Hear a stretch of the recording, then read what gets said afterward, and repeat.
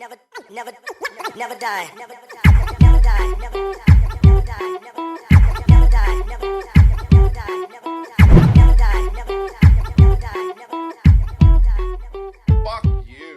All right, it is Friday. It is actually 7:01 p.m. This is being done late because you know what? It is what it fucking is, and that's how we roll. But before we get into today's podcast, I want to thank Jan Anderson's Thrive Body Transformation. You want to lose weight, feel great, get back in shape. You want to fucking build muscle. You want to just get that body you always wanted or get back to your high school weight. Well, guess the fuck what? John has developed a system that is not patent pending, but what I would say is specifically designed for each and everybody. And that is designed to set you to fuck up. And just reach out to him, reach out to me. Links in the fucking notes. Get hooked the fuck up. CH Concrete, serving the San Francisco Bay Area. That is CH Concrete, serving the San Francisco Bay Area. No job too big, no job too small. Residential, commercial, does not matter. CH Concrete can help you. SleepTerrorClothing.com. SleepTerrorClothing.com is a dark occult brand. Shirts, hats, art prints. And you know what? For those who see, those who watch, I have a beautiful beard. And you know what? If you see the man next to me, he has a beautiful beard too. And Leviathan Cross is what we fucking use. Shit looks great, smells great, and the bottle does not spill. That's what I fucking love about it. I hate them fucking droppers. You get too much fucking oil, not enough oil. Well, you know what? You dab it on your fucking hand and you're good to fucking go. Yeah, and you can go to sleepterrorclothing.com, get yourself hooked the fuck up. Feast modes, flavor your meat from sweet to heat. Look, organic, all natural. I can turn the bottle around and it's real fucking ingredients. I can read the fucking bottle. I can read the ingredients. It ain't some fucking bullshit. And you know what? I use Asiago jalapeno, Tennessee whiskey. Those are the two to go with. And you know what? You can get hooked up at feastmodeflavors.com. Just use code AngryDad at checkout and get 10% off your entire fucking order. CBD. CBD is something I use. CBD is something I trust. CBD is something I take every fucking night before I go to sleep. I wake up rested, relaxed, and recovered. And if you need that in your life, go to hempbombs.com. The link's in the notes. Get yourself hooked the fuck up at hempbombs.com. Let's get right into today's podcast. I have the owner, the CEO of Sleep Terror Clothing. He's a good friend of mine. I talk to him on a basically daily, every day. And I send him memes. I bomb him all fucking day. I send him UFC, funny ass fucking shit. And it's fucking hilarious. And we have a good fucking time. And you know what? I just love having conversation with him all the time because it goes everywhere for us. Yeah, dude. I think you're one of the, I talk to a bunch of people on Instagram, but I get very excited when you hit me up with the memes. I actually just checked my TikTok, which I haven't been on in a while. Oh yeah, your shit's fucked up. Yeah, it was 200 something notifications. I think you and DJ from Untrained. Yeah. You guys bomb my TikTok, and I'm not on there all that often. Oh yeah, now you're getting plenty of good stuff. And it was even more funny. It's I just recently had to get a new TikTok because I got banned. They literally they're 100% gone. No fucking, I don't think my videos are that bad. Hey, why'd you get banned? It's because they keep community guidelining me. They keep saying I'm bullying. They keep saying I'm promoting dangerous acts. I'm like, it's literally videos that are already on there. And I just come on there and I'd be like, see that? Don't do that. And then guess what? Completely demolish my fucking and I had a small gathering. I was literally at almost 3,000 followers. And I was getting a little bit of a fucking, just going, and then all of a sudden gone. You're threatened by how man you are. Exactly. How much of a man you are. Too many people don't like my toxic masculinity. That's just what it is. Yeah, dude. I feel like they've been banning a lot of people. I see a lot of my friends getting banned. I actually noticed they were trying to I think when I joined, they didn't have brand pages yet. Yeah. There were no business pages yet. But as soon as they kept on cramming it down my throat, oh, you have to join the creator thing or the brand thing.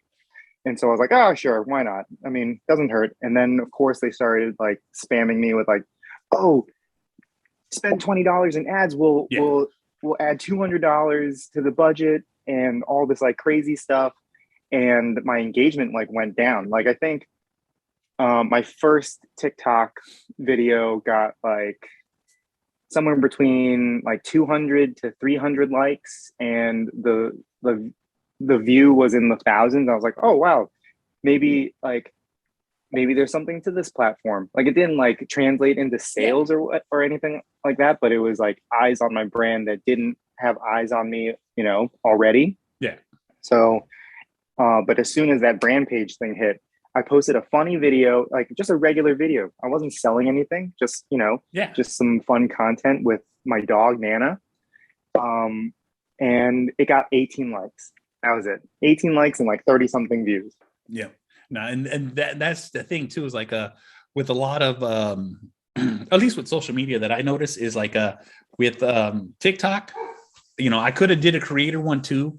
The translation over from my Instagram to TikTok, they were like, oh yeah. I was like, no, I'm just doing a regular TikTok because I don't sell anything. You know what I'm saying? I do have my my link bio that takes everybody everywhere, but I'm not specifically selling anything on TikTok. I was literally like, I'm only here for funny shit because that's my wife was sending me funny stuff, convinced me to get a TikTok, so I did, and then I ended up loving it because like I just keep seeing shit that is fucking hilarious to me, and then the next thing I know, you know, what I'm saying everything I thought was hilarious, and these are all just videos from other people, and then boom, gone. I think I got like 4 7-day bans where I could look at TikTok, but I couldn't interact. I couldn't DM or send TikToks. I was just kind of like, oh, I guess it is what it is. And then I like appealed a few, and then didn't even, you know, they're like, nope. And it was even more funny. It was like last night I posted a TikTok of a truck. This is one I already posted and didn't have no community guidelines. And literally, it's just a truck hitting a bridge where the front just kind of pops off and makes a funny sound. Mm-hmm. I posted that, and with 0 views, and maybe 1 minute, maybe less than a minute after I posted, community strike. And then I appealed it immediately. And then as soon as I appealed it, it instantly sent me your appeal has been lost. This video is stricken. And it's like, but like I just sent the appeal. Who even fucking looked at it? Dude, probably no one. Exactly. You know? Exactly. Like, it's that bullshit.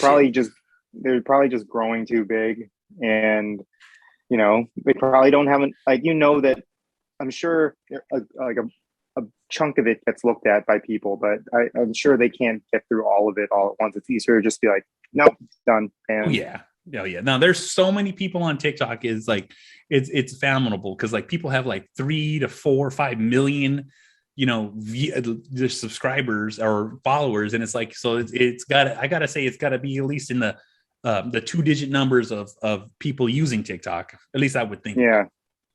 You know, say it's fucking insane. Facebook isn't any better because I use like Facebook ads to promote the brand. And I see it all the time. Yeah, well, that's good. Hopefully it's not too annoying. No, not at all. Try and make them fun. And I like, there are a couple of products that I cannot, you know, put into ads or are like flagged. And like I have one shirt that's just a tattoo, like an American traditional tattooed dagger with crossbones, and it was called the Usurper dagger originally. Yeah. And as soon as I listed that on my shop when I was going through a new website, Facebook banned it because it had the word dagger in it, saying that I can't sell weapons. I'm like, but the word t-shirt is in there, you know, doesn't that count? And it's like in the clothing category too, so I don't understand. But I get that they're trying their best to just like flag it before it has to be reviewed. But at the same time, I have a shirt that's called Weapons of Mass Destruction, didn't get flagged. Yeah. And that's my best selling shirt, you know? Thank God it didn't get banned. Yeah, I'll tell you right now. It's so crazy because like even when you say that, there's like knife forgers that sell their products. And I follow a lot of knife enthusiasts that build knives and make knives. And they have videos and products of like that, of like, oh yeah, look at this new dagger, and like it's all in it, and it's just hilarious because like sometimes it'll just go through, and it's like, what the fuck, dude? I see like what are they called? Blades for Babes. I follow them because I like their knives a lot. But I see Blades for Babes all the time. Like, how do their ads go through? Exactly. And I also follow a bunch of forgers too, and I see their ads, you know. I'm sure it has to do with something with the age range, yeah, so that it's no one below 18 years old. Yeah, you know? I'm pretty sure it's like that. It's like I said, it's just so crazy how the social media works when like you're trying to do these things or even grow a product. Like one of the biggest questions I always get is, "Hey, how did you even get that many followers?" I was like, I kind of started Instagram when it first became something, and I just kind of just stuck with it. And one of my things I always told people is I just post shit that I like, plain and fucking simple. Yeah. And it's like that's what's got me, as far as I've gotten anyways. But it's just like I don't know. I've had my Instagram blocked numerous times, but luckily I actually had my Instagram deleted. They were like delete. But I had a friend of mine who works at Facebook, and Facebook at that moment in time just purchased Instagram, and she was like, "I'm gonna send a quick email," and bam! The next day I had my Instagram back because I was like, I think I just hit like 50K followers, and I was like, "Oh my fucking god!" And then and she follows me too. You know what I'm saying? She's a big fan of my page and the podcast, and she was just like, "I can't fucking believe that," and I'm gonna let somebody know. And sure as shit, man, I got lucky as fuck. I got my fucking Instagram back. Good. Hell yeah. So how you guys doing in New York right now? Just living life. Or not just living life, but like is there's no more crazy shit happening over there? Oh, there's tons of crazy shit happening. Just recently there was a huge fire, like a five, I think it's called a five alarm fire. Damn. That's like the worst, right? A couple blocks away from started at 3 a.m. and basically it was like a commercial area, right? So it's just like a bunch of shops, business, like just like businesses. It just like the whole thing just went in flames, and it started at 3 a.m. and they didn't put it out until like 11 a.m. the next morning. Damn. So 3 a.m. to 11 a.m. Sorry. Yeah. That's a so long when I was like time. going to work, I was like, Jesus, there's a lot of traffic. And as I'm like turning the corner to go to my my train station, there were just like all these fire trucks. There were like maybe 10 fire trucks, and I just see like a bunch of hoses just spraying it into the building. That's fucking crazy. I'll tell you how crazy it's been out here. We just get rain. That's all we got. That, what I'm saying? That's the majority of the rain. The craziest thing I saw was I went on our garbage pickups on Wednesday. And so I was driving to take my son to school, and then I was driving him to school, and the garbage truck was stuck in front of somebody's house, like completely blocking their driveway, all the cars in there. And the garbage guy picks up at like 5:30 in the morning. And so what I'm assuming is that truck's been stuck there at 5:30 in the morning. And so whoever's in that house didn't go nowhere that day. Damn. Yeah. But like I said, we've been pretty much calm down here with all the fucking. It's crazy. Yeah, it is crazy. Well, like I said, I live in the suburbs, so I see a bunch of dude. I've been seeing a bunch of news from like California that like there are people, just like tons of people stealing from like department stores and just like stealing from cars and shit. And Well, see, the majority of and the majority of that's going to be in San Francisco, because there's a new law where anything under 1,000 they don't give a fuck about.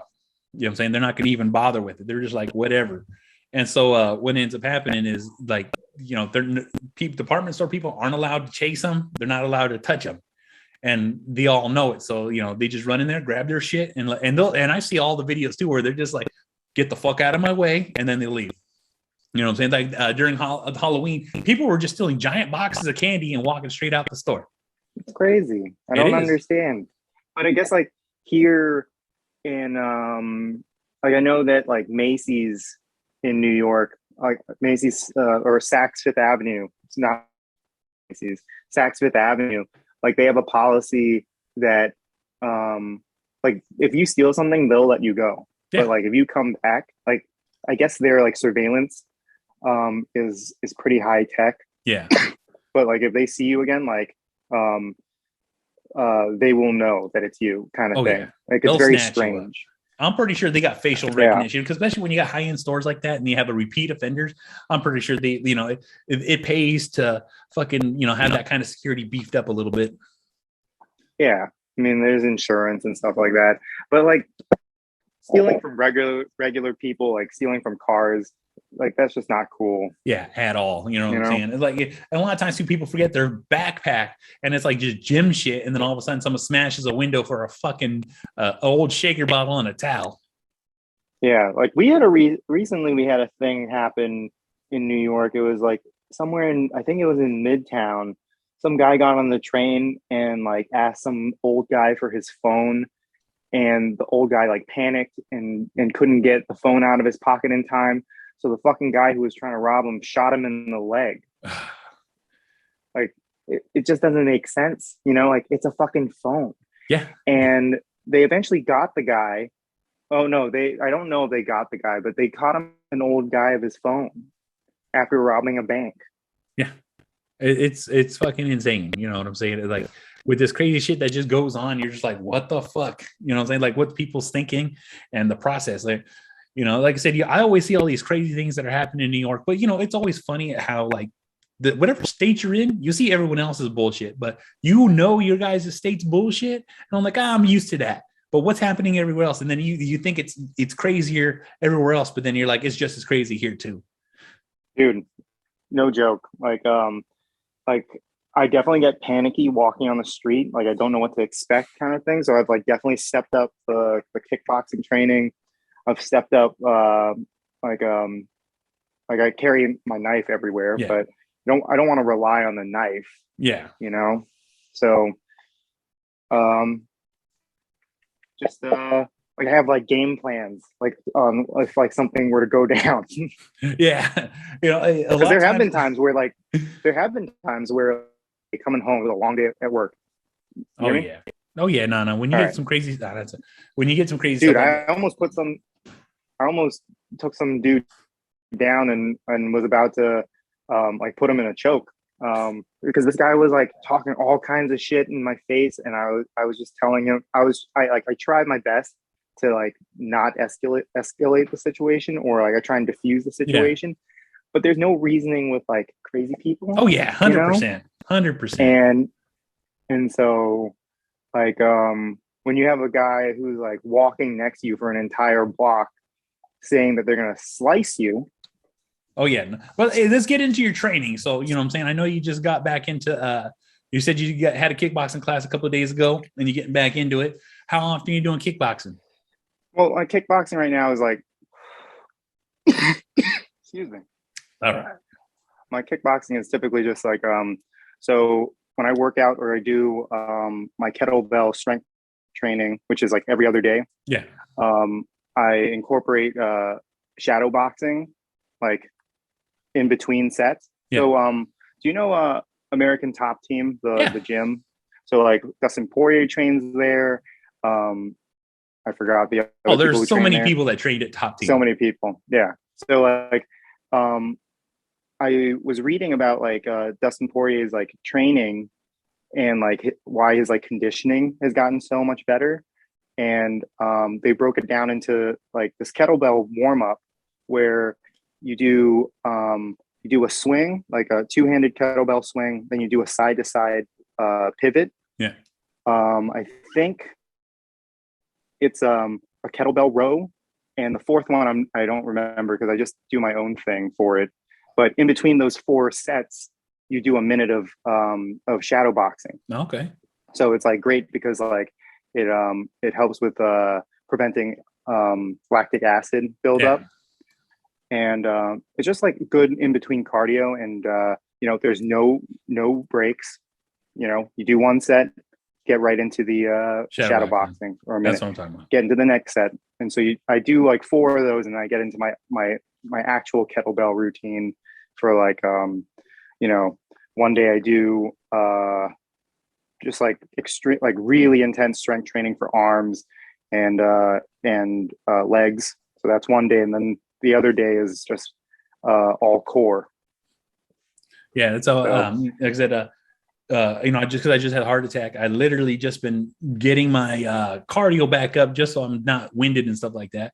And now I got to because I gained a ridiculous. I think I gained like 15 pounds from the heart attack just from water retention. So I'm in the middle of trying to drop the water retention, and then get myself back to my my weight, so then I can, and also too, I'm doing cardio. I did a little bit of exercise, and I'll like tell you right now, gas like a motherfucker. So it's definitely going to be just a slow progression of getting my strength back and getting my body back into rhythm. You know what I'm saying? So it's just like, but like it's just that continuous training, because I'm always a big proponent of minimal break between sets, and even too like what they have called working sets and then heavy sets.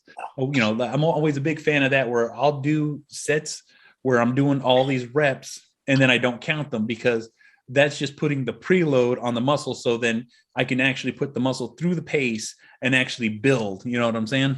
Dude, so this thing that I started doing recently, mainly for just like fiber intake and just to feel full, I've actually been doing like chia seed water. Oh yeah, that's good for you. Yeah, you should try that. It's also good for your heart. Oh yeah, I'm on like 2 different kinds of blood thinners now, because catching this, and I have like a different, like a variation of a heart attack, because mine ain't typical. My arteries are clear from platelets. What causes it is the actual blood clots. So like I have some genetic disposition to forming blood clots, and because of that, that's what causes the heart attacks. I was on blood thinners to prevent it from happening again, but because I caught COVID, it increases blood clots. And so because it increases blood clots, that they think that's what caused it. So like, and I just talked to the cardiac rehabilitation person, because, I got to go through this whole program with the insurance because I had a heart attack, but I had to explain to her, like, mine isn't typical. Cause like when I was having a conversation with her, she was like, it doesn't say in your file that you're fit. It doesn't say that you eat healthy. It doesn't say it. So I only think what 98% of the cases that I see, and this is how she's described it to me, 98% of the people that I see just eat fast food and church's chicken for 40 years. And that's how they continue to eat, and they don't want to eat. And so I'm just assuming you have, all this, cholesterol, platelets build up because of not eating healthy. And so she's all, I have to actually look at yours very specifically and differently, because you don't fall into the parameters of like someone eating junk food their whole fucking life and not being healthy and refusing. She was literally like, and I got friends that are vegan, and she's like, you ever thought about going vegan? I was like, no. I was like, I need meat. I'm a large man, and I require meat to sustain as being a large man. And it was just hilarious. She's like, you sure? And I'm like, you know how many calories I would have to eat in a vegan diet to be able to maintain muscle mass and size? I was like, I'm not trying to be a stick twig. I want to, I like my muscles. I like being, a large man. And she was just like, well, you are, cause like I eat lean steak, nut butters, and vegetables. That's basically the majority of my diet at this moment in time. I do go out to eat here and there, like maybe twice out of the month. Me and the kids we'll all go out to eat, at a fast food restaurant or a restaurant. And that's pretty much the extent of our going out and splurging like that. You know what I'm saying? I do barbecue a lot though. I'm always grilling. I'm going to make ribs this weekend. I got a set of beef ribs in the back. I'm getting ready to smoke them up, because I'm like, I haven't been able to eat anything like that since the heart attack. And it's been 2 weeks since the heart attack. So I'm like, I'm really looking forward to fucking, smoking his fucking beef ribs to have and enjoy. Yeah, man. Gotta live it up. Oh yeah, you have to, you know what I'm saying? But you got to do it, in moderation. That's just one of those things. Yeah, they say that like once you've had like a heart attack kind of experience, like you definitely have this like urge to live life more, Oh, yeah. You have so much more of an appreciation, you know what I'm saying? Because this is the second time that I've made it from what they call the widowmaker. You know what I'm saying? That's like if you didn't go to the hospital, you was dead. That's just plain and simple. Like, some people, they'll have a heart attack and they can go for a couple of days because it's bad, but it's not as bad, and they just don't realize it. Like both mines were 100% blockages, and it's just like you weren't gonna survive. You know what I'm saying? Any later, if they was more mad at me for not calling the ambulance and going. I'm like, I think I would have got to the hospital a little bit faster without waiting for an ambulance. Yeah, that's true. I mean, so you drove to the hospital Oh, yourself? my wife drove me. She would have killed me. You know what I'm saying? You drove yourself to the hospital. The first time the ambulance came to my house, and I was laid out on my carpet in the front room. But this time I woke up. I had, since I knew what it felt like because I had the first one, I was like, oh, okay, let me take my blood pressure. I moved around the house a little bit, thinking it would maybe if it'll pass, but didn't pass. Once my blood pressure came back, fucking skyrocket. I was like, nope, straight to the hospital. Didn't even have a chance to they did an EKG, straight to the hospital. Hey, now check this out. I had to be awake for the surgery they gave me, but they were like, hey, what kind of music you like? I'm like, I like metal. And they're like, well, list a few bands. I was like, well, I list, and Slayer just happened to come out of my mouth. And so they're playing Raining Blood while they're doing heart surgery on me. I was like, are you fucking serious? I would have let the doctor pick the music. I was just like in the I'm aware to certain because I'm a little groggy because whatever they gave me because I can't feel anything, but I'm like in the back of my head I'm like, is that Slayer? I'm like, oh shit. It I think it took like 2 days after the fact for me to even realize that. I thought that's pretty funny. Yeah. Yeah. So let's get into MMA, bro. You know what I'm saying? And we're getting a little far into the podcast right now where I can speak a little freely because I don't feel everyone's going to dig a little too deep into this. But I actually talked to a man named Stan Efferding. You ever heard of him? No. John Jones's it's John Jones's strength and conditioning coach. Oh. All right. And I'll tell you how I talked to him, or not even really talked to him, but just kind of heard a conversation through a different podcast. But he was talking about John Jones's progression of becoming stronger and heavier for heavyweight. And he was talking about how they were doing it. And and we'll talk a little bit more after, you know what I'm saying, after we, not recording, I can only say so much. I don't want to give it away, but they were talking about his training and how he's doing it correctly, not just correctly, but like in the way that you need to do it step by step to be able to step up to heavyweight, to be able to keep what he's doing in light heavyweight. It's fucking insane, bro. Fucking insane. Could you imagine just being like, okay, I'm heavier now, but I'm still the same me in heavyweight. Yeah. I mean, I think that's important because you see so many guys who do go up a weight class, and they end up either gassing out because I think weight cutting plays a big role in that because a lot of guys fight in a weight really their regular weight. Yeah. Do you know what I mean? Oh yeah. No. Because you're either too heavy for their weight class. They either go too light or they go too heavy, right? Yeah. Because I think when Dustin Poirier was a featherweight, he was the weight cuts were terrible on him. I think he actually said the weight cuts were terrible on him because he was killing himself to get down to that weight. Yeah. And you see pictures of Conor as well, when he was in featherweight, dude, he looked like didn't he look like him? He looked like Christian Bale in The Machinist. Yeah. And I have no idea how he was able to pump up the crowd like that, especially but when you do when you get on the scale and there's the crowd and you get amped up, and then you go and hydrate, that is incredible. Yeah, that's fucking some people insane. Are able to still gas themselves up like that. You would see people getting carried in there, all right, I'm on the scale, now carry me out of here. You know what I'm saying? Yeah, and then you have people who are too their regular weight. Yeah, in their weight class, and then there are people who just I don't know, climb too high. I think Adesanya. Israel. I was going to say Israel Adesanya. He is a middleweight because when he fought Jan in lightweight, he definitely packed. He definitely looked bigger, but it didn't really show as much, and he still looked small in comparison to Jan. Exactly. And he got ragdolled. Yep, big time ragdolled.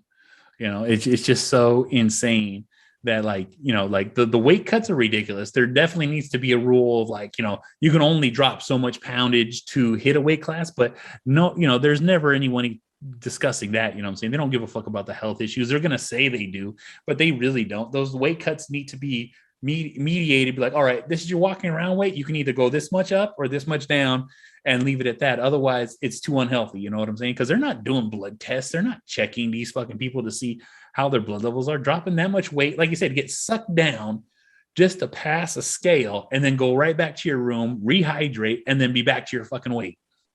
Yeah. Cause like, I mean, I think that, UFC definitely gives a shit because you see people like who look like they're going to pass out and they end up canceling the fight because that person is clearly not fit to actually fight.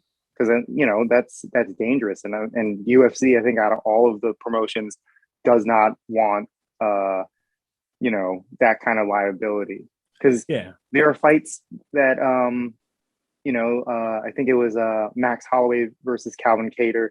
Like Dana called the ambulance that was on staff like by I think it was like the final round. Even before the final round, like Calvin needs to go in the ambulance.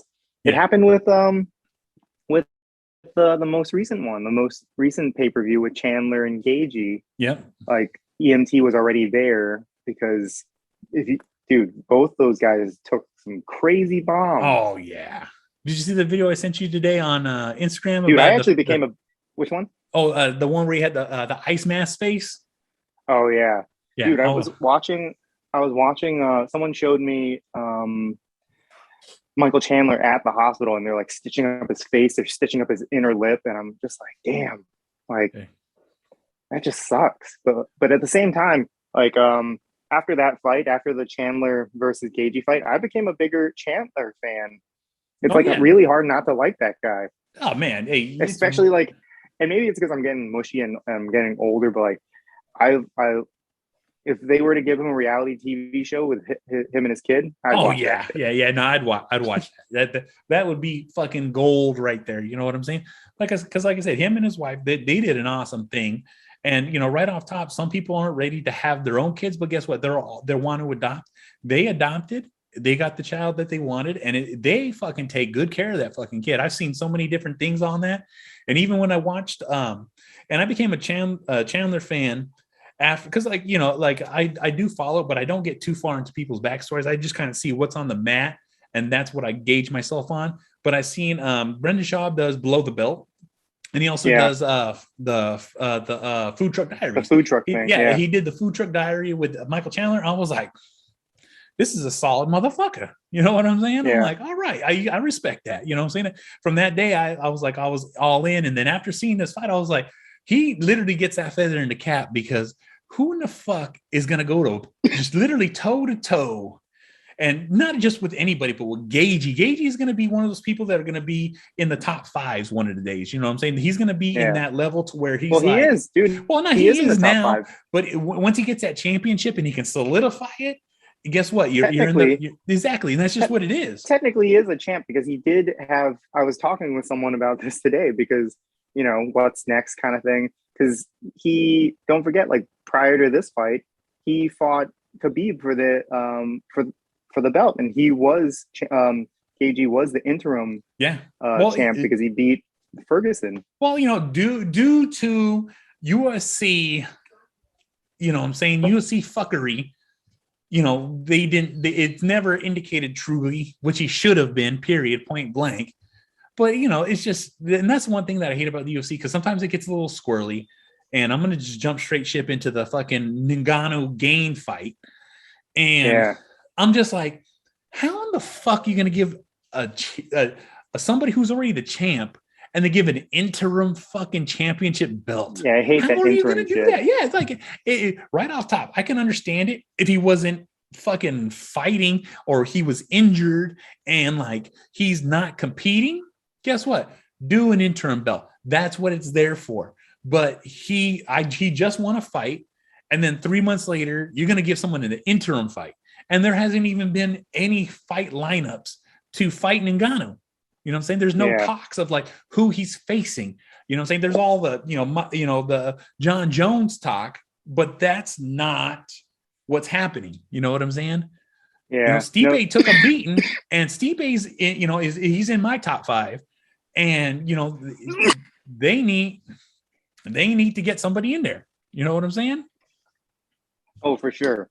But they should have, like, I don't know, like, yeah, it's a little unfair to Francis, but at the same time, like, didn't Jose Aldo sit on the belt for a little while, and then Connor fought Chad Mendez for the interim? Yeah, maybe I'm getting the history mixed up. That's right. But that's right.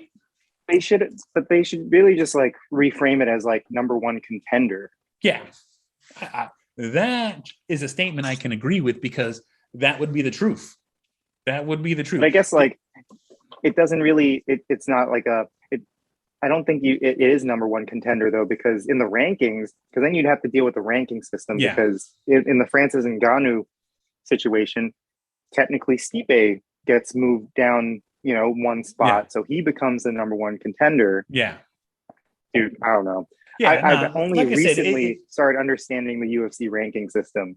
Yeah, no, the UFC ranking system isn't even really a thing they use. They're just trying to line people up, because like sometimes you see we just watched the number 9th ranked guy versus somebody who wasn't even ranked during this fight. It was like the first main fight or the second main fight after Chandler and Gage. I can't remember the guys' names right now, but I think one was like it was Sean. Wasn't it Sean Burgos versus yeah. And see, the other guy wasn't even ranked. Yeah, but I think the Burgos fight, he lost to Edson Barbosa. Yeah, that was the one with the delayed temple shot. Yeah. Dude, I don't know how I remember all this shit. Well, you know what I'm saying? When you find something you're passionate about, all of a sudden you remember everything. That's just how it goes. But I think it's just because like now that I'm like working out and like kind of training kickboxing again, it like makes more sense to me, because like right now I'm just doing like shadow boxing and some sparring in the park. Like I'm not a part of a gym, just sparring with like people who like are trainers at gyms, who are my friends. But yeah, I mean it's fun sometimes though, yeah, when you catch a hot one. Dude, sometimes it's training me to like be more level-headed and not go full on like emotional type shit. Yeah, because dude, this is actually what I tell myself when I do train is don't be Cody Garbrandt. That's what I tell myself every single time. Like, don't be fucking Cody, bro. Just have fun. Just have fun. That's it. It's one of those things. Is like, I've done my fighting, I've done my training, and I've done all these. I have all these. Like I'm a second-degree black belt in karate, and with the little bit of other training that I've done Eskrima. I've trained ground and pound. I've trained wrestling. I've won. And this is all just from like school stuff that I've learned in wrestling. But what it is once you have that attitude, like, no, I know what I can do, but you know what?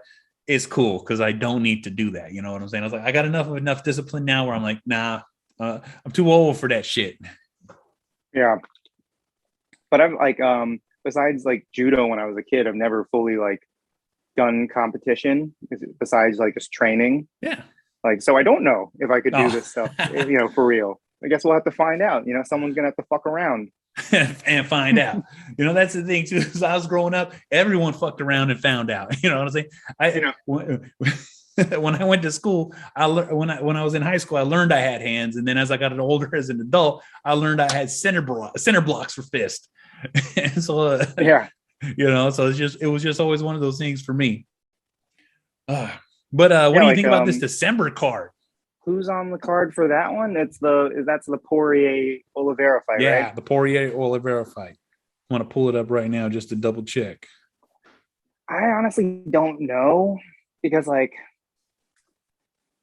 as much as I want Poirier to win, like it'd be nice to see Oliveira defend the belt. But I didn't realize Max Holloway is fighting tomorrow. Yeah, he is against Yair. Rodriguez. Yeah. I'm definitely Yeah, gonna that's watch it. gonna And be a Ben fun fight. Roethlisberger's on, or Ben Rothwell's on that one too. Oh, nice. Yeah, definitely gonna be a lineup tomorrow, man. I think that's the free one. Yeah, it's the fight night. Yeah, I'm definitely gonna be watching that tomorrow. Yeah, You know, man. That's gonna be fun. It's always funny. Like, usually my brother's always here watching UFC with me, but you know, he's dealing with his cancer issue, so he's just staying home all the time. So he literally piggybacks off my ESPN Plus, so he just watches it at his house. And so usually he's here with me. I'm texting you, and then now I'm texting him and texting you. Like, did you see that? It's fucking hilarious. You know what I'm saying? Even my wife's like, "Who the hell are you texting in the middle of the fight?" I'm like, "You don't even." I'm texting John right now. Yeah, dude. Well, we need to get like a group chat going on because I text so many people during the fights. And that definitely got to be. Dude, that definitely got to be fun. a group chat for that one, because I'll tell you right now, it's one of my funnest things. So I was like, because I know I'm having my reaction. I can only imagine what you're doing. So I'm like, what the fuck, dude? I get way too into the fights. I think like you already know that like I'm kind of a Conor fanboy, right? That I do. Well, I'll get into that in a second, but like after the first fight, the first Poirier, well, I guess it's the second Poirier fight. Dude, when he lost, I straight up got really pissed off. I got really pissed off. Well, yeah, it was just bad. And it happens, brother. It happens, dude. But the third fight, right? The third for the rubber match, I was just disappointed. And after like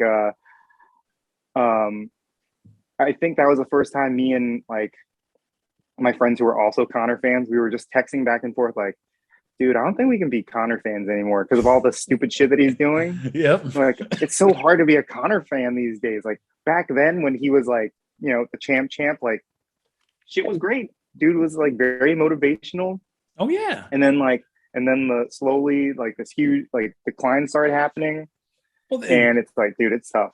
Nah, it is. But that's the thing though too, is like I've had this conversation with my brother numerous times where is your brother a Conor fan? Oh no, he's not a Conor fan. He's a UFC fan. He talk about a wealth of knowledge.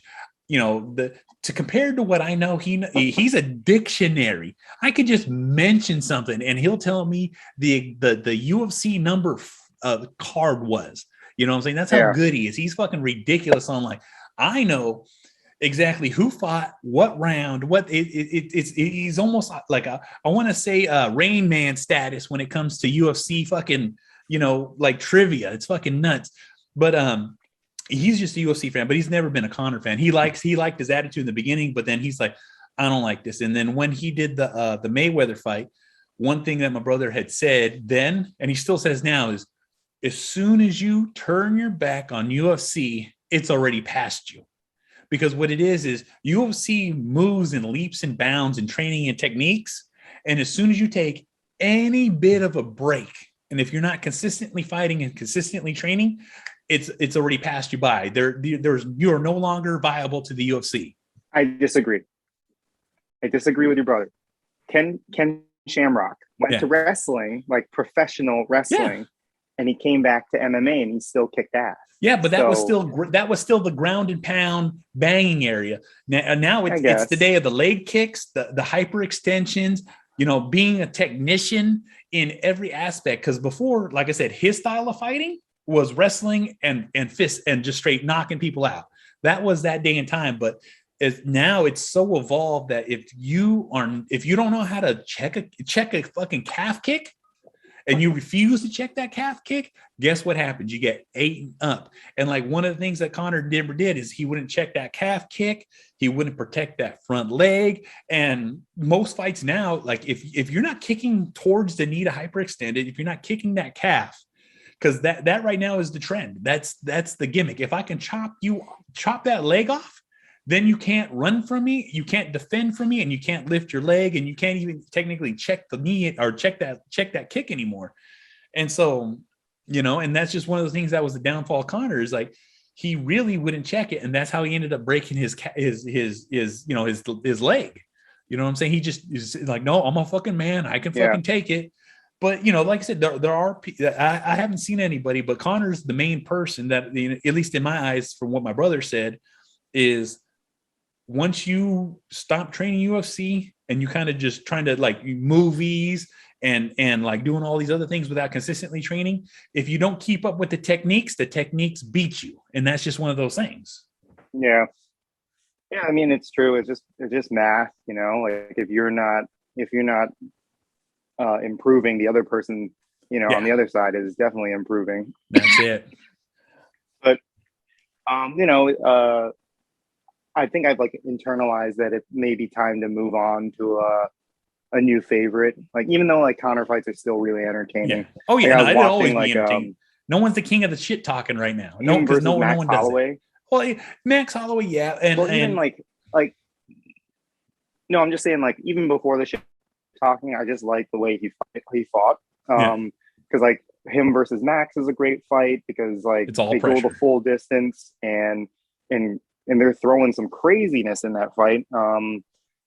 Obviously the Eddie Alvarez fight is a classic. That's it. And both the Nate Diaz fights are great. They're fun. And the shit talking was just like an icing on the cake, and then somehow it became the fucking cake. And that's where it's like, it's just too much. Like, yeah, I just want to watch you guys fight. Yeah, there's got to be a little bit of balance. Now, have you heard the rumors of Nate Diaz and Nate and Nick, because their contracts are up for UFC, and them talking about trying to, and this is all speculation. There's nothing confirmed. There's nothing said. This is just all UFC speculation that I've seen just in posts and stuff that I've seen in other podcasts where they're talking about their contracts are up, so they no longer have to fight for UFC if they choose not to, and that they're going to try to take a Jake and Jake Paul and the other brother, I don't remember his fucking name, and you get it like a co-main event where they both fight brothers versus brothers. You know what I'm saying? Two separate matches, but brothers versus brothers in a boxing match. Honestly, I don't think, like, I think Jake and Logan are already like past the Diaz brothers, like that would be where Jake and Logan are selling the fight. Oh yeah. Because one, Nick is not known to any of these people. Yeah. Any of the Logan and Jake fans. And I doubt any of those people know Nate either. Maybe they'll know Nate from Conor fight. Yeah. But I don't think they'd be able to tell you any other, any of the Strikeforce stuff. Yeah. That both those guys did. Like, they won't be able to there's just no, it doesn't sound like that's like a fight worth making. Well, because Logan's going to fight Mike Tyson. Yeah. And then Jake is fighting Tommy Fury. Like, you see what I'm saying? Like, that time for fighting the UFC guys is kind of over because of Ben Askren and Tyron Woodley. Yeah, that like, no one wants to see that fight. No, and that's like, that's now they've definitely evolved to fight boxers now. And now that you say that, dude, Logan would never do that fight because he fought Mayweather, and he's gonna fight Tyson. I guess you can call him a professional boxer. Only guy is like a winner for losing. Yeah. Let me tell you right now, now that you say it and you put it in a little perspective, it does make a lot more sense. Right? It's like, it's a spectacle, but I don't think like versus Nate, it's that big of a spectacle. Yeah, because you're literally just getting the UFC side, like, oh, okay, I'd see that. You know what I'm saying? But like I said, beyond that scope, no one else really knows them. Brother, I think Tommy is Jake and Logan makes more sense because they're talking shit back and forth. Well, he kind of got pushed into that fight. You know what I'm saying? I think Tommy it was the thing that was, and that's why he was probably on the undercard too, because you want to start the story there. Yeah. Well, that's the thing too, is like after that disappointing fight that he won. Oh yeah. Well, like I said, I purchased that fight, and after that, just seeing Tommy, I was like, man, it's like, I've seen some of your fights, bro. That was a little on the weak side. So I don't know if he was kind of like pushing it off or like he wasn't really trying to do it, but I just thought it was a little like, it kind of almost because made it there's seem so flat. much. I think, dude, it was like, let me tell you, him and Tyson may be related, but they definitely did not train the same way No, at not all. at all. No, Like no. Tommy definitely looks the part, but Yeah. he's not the same boxer Nope. as Tyson Fury. But I think I think it's probably just the pressure of being on that undercard and like knowing that if you won, you were going to probably fight Jake. well, that was the biggest stage he's probably ever been on too, when it comes to like viewership. You know what I'm saying? So that might have been a little bit more of a spectacle. And yeah, because like, he's boxing in undercards and in amateur boxing events that aren't packed or filled or have that much of a spotlight. Yeah, that shit was on Showtime. But it's definitely going to be a good fight though when Tyson and Mike Tyson fight the other brother. You mean Tommy? Yeah, Tommy. Fury? Well, because like like Tommy Fury and then Mike Tyson, because they already lined up Mike Tyson for the other brother, and they're really pushing for it. Yeah, no, I think that one's a sealed deal. I think they're both the brothers have fights and they're sealed already. Oh yeah. What do you think about Mike Tyson fighting them? I think it's fine. Like I get it. Did you see you see his last fight he had with Roy? Roy Jones? Yeah. I liked it. Hey, it was a good fight. Yeah, I mean, I definitely saw more of like Tyson looking like himself than Roy for sure. Yeah, 100%. Like Roy had his moments because Mike Tyson's one of my favorite fighters of all time. I'd still pay to see him fight right now. Yeah, like he's the like I practiced the Mike Tyson like slips. You know how he does like the Yep. So, dude, that guy has insanely good footwork. Like and that guy just finds angles. It's so good. It was crazy. So, but I'm definitely gonna purchase that one. I think Logan loses that one. Oh yeah, he's definitely 100%. Yeah, you know what I'm saying. And even too when he fought Mayweather, I was like, you didn't win that, bro. You know what I'm saying? Yeah, you did not win that. There's no look. You made it. He let you go the distance because at any moment in time he could have, like, even with all the stop play reviews, when he fucking caught that hook and Mayweather held him up, like, nah, bro, we got to go the distance. You know what I'm saying? I was like, yep. You know what I'm saying? I was like, yeah, you can't, of course you got to talk your shit, but it's like, ooh, man, talk about eating a big old piece of humble pie right there. So who do you think wins the Jake versus Tommy fight? Jake's going to win. Jake's going to win. And the reason he's going to win is because guess what? Yeah. Well, you know why? And this is just conspiracy talk here. Jake Paul is making fist over money. He's going to bet that card, that take that he's going to make. Tommy Fury ain't making the same bucks he's making for that fight. You know what I'm saying? So it's going to be like, look, bro, here's a little on the back end. You know what I'm saying? Take it. You know what I'm saying? And unless you're going to go off like what Tyson Fury told him, I'm like, if he loses, I'm disowning him. You know what I'm saying? So will I take the payday or am I going to fucking... I don't think, but the thing is like win or lose, you're still going to make money. Oh, so yeah. I don't think you're talking about a dive. I don't think Tommy Fury is the type of person. I'm not saying a dive. He's just not going to be full throttle. You know what I'm saying? It's going to be a complete show. And if they go to distance, it will go to Jake. You know what I'm saying? It's just stacked in his cards. It's just stacked in his cards. Because like I honestly, from like someone who comes from like a boxing background, I didn't see anything from the Tyron Woodley fight to be like, oh yeah, Jake's made it here. Jake has arrived. I didn't see anything, bro. No, nothing. Nothing. And dude, that was probably one of the most frustrating fights I have ever watched in my life. Was. And I honestly, like, I almost bought the pay-per-view. And I didn't. I ended up just streaming it on my phone. Yeah. I was actually working when I was watching the fight. That's how boring these boxing matches were. They were. And dude, I swear I was drawing while the Jake fight was on. I would draw, look over, yep, nothing's happening. Dude, it was so frustrating to watch. And the thing is, like, Tyron Woodley had so many opportunities. But all he was doing was just like, you just saw his right hand loaded up. Yeah. And I think this is like where like fighting ego gets to you a little bit, because like everyone, you know, Tyron Woodley was most well known for like having knockout power. And I think he in his own mind thought like, you know what, this fucking hand is untouchable. And like, dude, yeah, it was untouchable because you didn't touch shit with it the whole fight. You know, I think it's one of those things. And that's why I guess I like Mike Tyson so much, is because like, especially Mike in his older years, I've started to appreciate him more as a person than a fighter. And he's so self-aware of like that he was a shitty person. He still is a shitty person. He's keeping himself in check, personal like limits. And like he basically, even though like his ego is at zero, he is the ruler of his domain. Like he is in control. And I love that type of shit. He was actually like on Logan Paul's podcast. Where he was like talking about spirituality, and he was doing psilocybin mushrooms on the podcast. Yeah, he was high as fuck.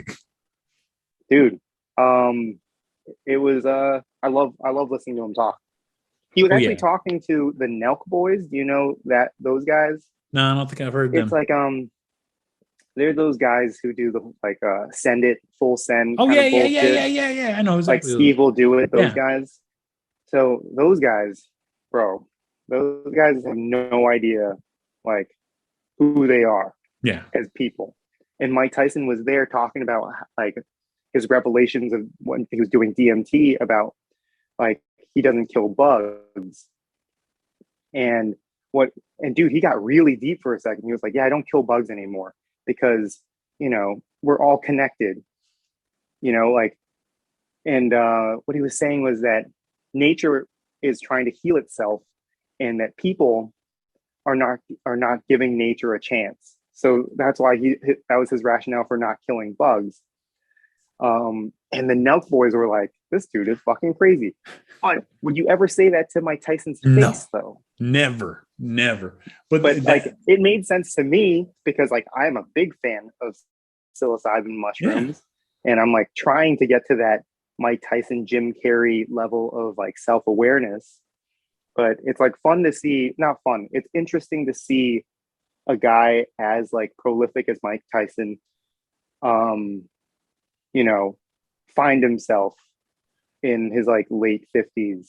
Exactly. And it's crazy because like you said, you've seen him go from boxer, killer, fucking this guy in the ring, murderer, I'll eat your baby, go to jail, come out, get in some more trouble. And then all of a sudden he's doing, you know, his tour of like him doing his speaking. And then all of a sudden he starts getting into, like I said, DMT, mushrooms. And all of a sudden he actually starts becoming, you know, prolific in that sense where he's like, I actually understand what's going on in my surroundings now. I'm actually awake. That third eye is taking in everything. Yeah. And it's just like so insane because you're looking at this most hardcore, I wouldn't say a goddamn thing person. And he's like, damn, he's making it's because what it is, he's making sense. You know what I'm saying? He's like, nah, this is my world and this is how I live now. And it's just fucking, it's just so weird to see. I was watching Crocodile Dundee in Los Angeles, and Mike Tyson was in that, and he was still a young man in that. And he was literally like, this is how I meditate. This is what I'm doing. And I'm just like, damn, he really started doing this a long time ago and becoming one with himself. And he's a freaking machine. And you wouldn't think that anybody like him would be like that. It's so fucking crazy. Yeah. Yeah, man. It's cool to see. Yeah, it's fucking insane. So, you know what I'm saying? Like I said, just through everything that he's been through, because like his life's on a fucking, literally on the internet, you know, timeline poster, like all the shit that he's done. I was watching the fight when he bit off Evander's ear. You know what I'm saying? I'm just like, what the fuck? And then him to be like, yeah, that's a crazy fight. Yeah. And, you know, and just like him to accept the responsibility of everything he's done. It's just like, damn, but that's what we should all be striving to be. Yeah. Like him and another fighter who I really like inside and outside of the ring is Tyson Fury, because like all the stuff that he's doing with like mental health and stuff like that. And donating the money. Come on, man. Most people don't donate their purses.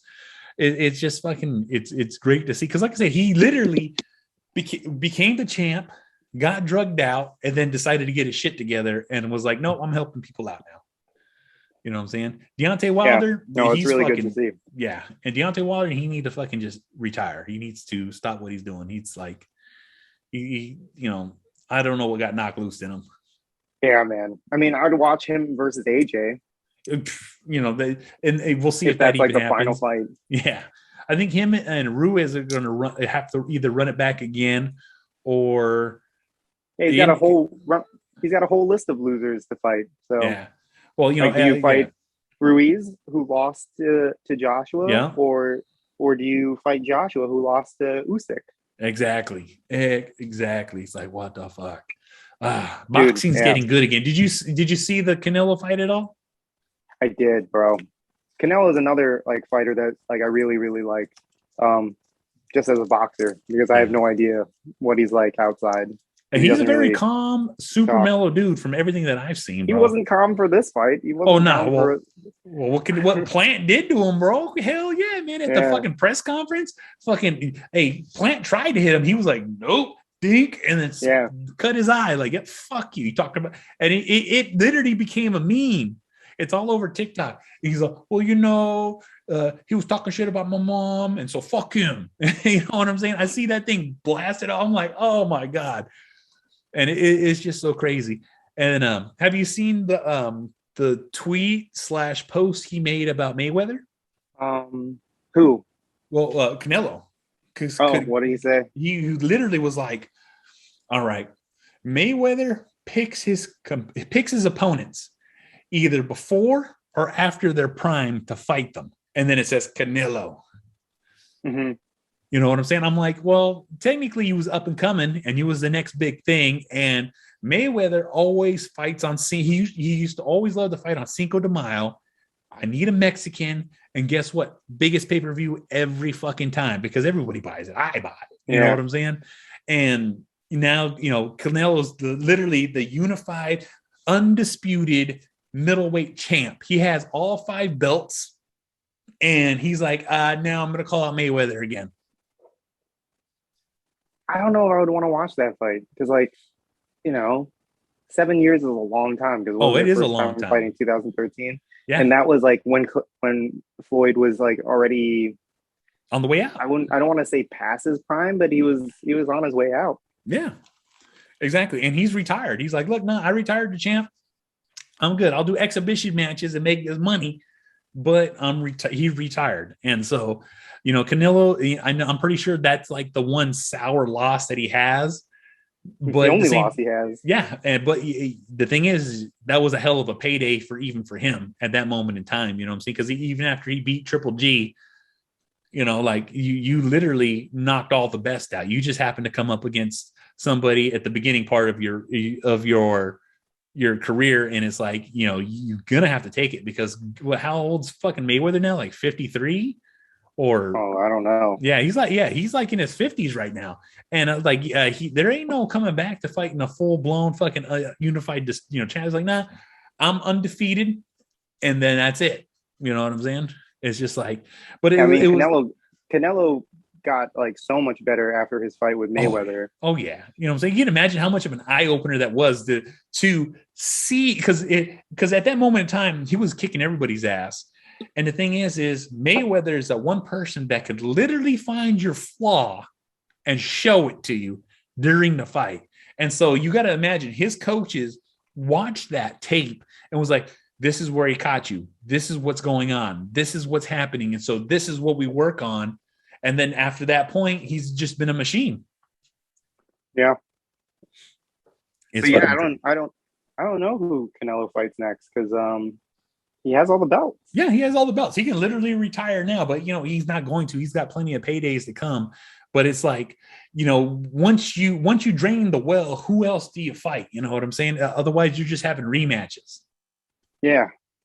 And then Pacquiao came out, gave him a big congratulations too. He's like, you're the first person to ever do it. Congratulations. I was like, respect. Yeah, man. Yeah, it's just fucking crazy right now. Like I said, the sports world is just fucking blowing the fuck up, and it's fucking insane. I'm a big Raiders fan. I don't know if you watch football or not. But I don't. it's getting pretty gnarly in the season right now. So, being a Raiders fan, and this is just gonna be me talking to you because I don't, it's probably gonna just. But I watch it when my wife wants to watch it. I'll tell you right now. Hey, from now I'm gonna dub you a Raiders fan, even though you're from New York, bro. You're now with the Raiders. It's just that I was born in California. So there we go. See what I'm saying? Bam. You know what I'm saying? Fuck the Niners. It's all about the Raiders. And I don't know about that. I think my family's a Niners fan. Let me tell you right now, they can go. They're not in the season right now, bro. They ain't got nothing happening. You know what I'm saying? And even you haven't even been to their new stadium. It's the worst fucking stadium. Their new because he left San Francisco to go to Santa Clara, and they're still calling themselves the San Francisco Niners. So, but at the same time, the Raiders the Raiders head coach Gruden, one of the best in the fucking league, and I'm gonna fucking stand by that statement. Number one in my heart and in the league, and he had to resign because they released a whole bunch of emails, and this is all conspiracy talk. So this is all stuff that actually happened, but I'm gonna be slipping into that conspiracy level. They leaked emails from like 2013, 2012 to the New York Times and the Wall Street Journal of him saying, racist, slurs and basically locker talk. He was like being degrading towards people, degrading towards players, degrading towards, all this stuff. But this is all in confidence of these emails. You know what I'm saying? So this is all. I remember hearing about that. Yeah. And so, unfortunately, only one side of those emails were shown and leaked. And one of the main things is, this is where the conspiracy theory comes in out of me, is Roger Goodell is the owner / GM of the NFL. And in those things, he was talking all the shit. I'm talking about like going deep, going hard. You don't talk to your boss. You just talk to your friends about how shitty the boss is. You know what I'm saying? And so that's, I feel, why those were leaked and no other emails leaked. And so he had to resign from the Raiders.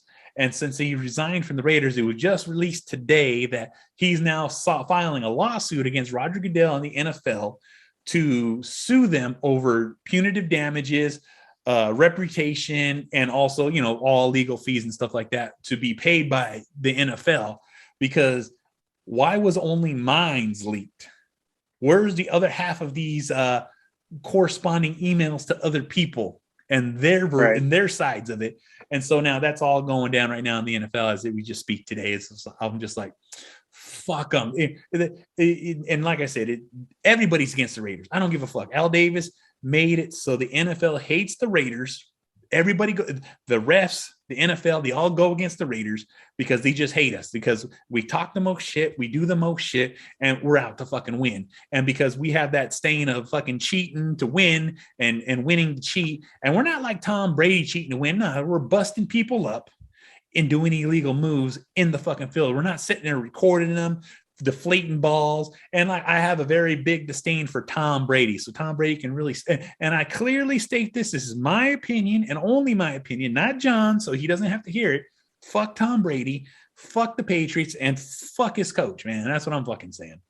But that's all football talk. And then we just had Ruggs, he was our wide receiver, fucking 160 miles an hour, crashed, killed a lady. And I'm always sad to hear people die. But unfortunately, the lady's dog passed, and I feel more bad for the dog than I do the lady. But that's just my, my feelings. And it's just like he's doing some serious time. He lost $18 million from his career. You know what I'm saying? He signed for an $18 million deal, and now it's gone, and he's going to go to jail, all because he was drinking and driving. And how stupid is that? The NFL actually has services for players. Like, hey, it's basically like a limo service. Hey, I'm fucked up. Send someone to come get me. You know what I'm saying? And then they'll take you home. Fuck your car, leave it there. You know what I'm saying? Yeah. But it'd be like that sometimes. Maybe he's friends with John Jones. I tell you right now, most likely now. You know what I'm saying? But it's just, like I said, it's just crazy as fuck. With all the sports going on and stuff like that. And then most likely the Oakland A's will be going to Vegas too, because Oakland doesn't want to pay for them, just like they didn't want to pay for the Raiders. I know. I don't know anything about football except for Patrick Mahomes. Yeah, because well, Patrick Mahomes needs a line we're a because big you know what? When he's protected, he can play. But as soon as you put a little pressure on that boy, he's fucking done. Done. and we But watch every Chiefs. We watch the Chiefs a lot. But that's well, about your it. wife's a Chiefs fan. Yeah, she's from Yeah. I'm Kansas sorry City, for it. so. They're in our league too. So or in our division. So I once again I won't talk bad about the Chiefs because that's your ladies team and I respect it. I mean, it's fine. Well, like I said, sometimes I get a little harsh with my words. I am the Raider fan that will beat people up. I never understood like sports fandom. Like I never understood it at all. Like I have a friend who's like really big into soccer, and he was like talking to me about like soccer hooligans. Yeah, and I don't understand the concept. It's like, to me, it just like reminds me of like back in the day when bands had like street teams, but like, yeah, I don't understand that level of fandom where where people like fight each other. Because like back to MMA for a second, like when I watched the first MMA fight that I brought my wife to, it was actually Conor versus Khabib, and we couldn't find anywhere to watch the fight. Yeah, because everywhere was packed, and like every Buffalo Wild Wings, because they used to be a sponsor of the UFC. Yeah. Every Buffalo Wild Wings was packed to watch this fight. So I ended up calling a bunch of bars, and there was one bar that had like availability. So we went, dude, cover charge was $40 a person. And so I was like, fuck it. That's fine. Basically, I'm just paying for the pay-per-view. Yeah. If I were to be sitting at home. But like now I get to like enjoy some beers, eat some food. Yeah. And the room was separated with two groups of fans, and it was very strange. I've never seen this before for any fight. So one side of the room, they were definitely, Khabib fans, and they were very, very Russian. And then another side were all Conor fans who were like English, just Americans, and like a lot of Irish people. But you definitely heard the Russians. You definitely heard the Irish fans because they were just drunk. And like, as soon as the fight was over, like they started like yapping their gums off. And I'm just like, guys, it's just sports. Yeah, like it sucks. But like, why the fuck are we fighting? It seems so stupid. It didn't lose any money. Mob mentality. Like I said, I grew up in the barrio. I grew up in the gang. I grew up in the gang life. So I understand the conduciveness of being together and being a unit and having pride for your neighborhood, having pride for your team, and having pride for, your group.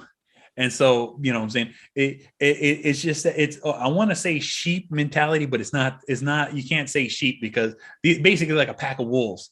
You know what I'm saying? You're stronger together than you are apart. And, when you got two separate sides with a dividing line, it does get many. And that primal instinct in you literally will just start pulling out, and everyone starts foaming at the teeth because it literally gets down to like caveman days where like that Neanderthal part of your brain really kicks off. Cause like, even when I just did that 23andMe, like I have like, I want to say 85% Neanderthal in my fucking body. And it's just like, what the fuck? You know what I'm saying? So it really explains an awful lot of my personality and attitude towards things. So I think that's just you just justifying the fact that, when dudes get drunk and they watch people fight, the testosterone level goes through the roof. Oh, yes. And it makes you want to fight. Exactly. And that's how it goes. And that's what I'm saying. Like, I guess like with like fighting, with like boxing and UFC, I understand that part because I've been there. But for like other sports, basketball, football, any type of team sport, like hockey, for example, is a good one.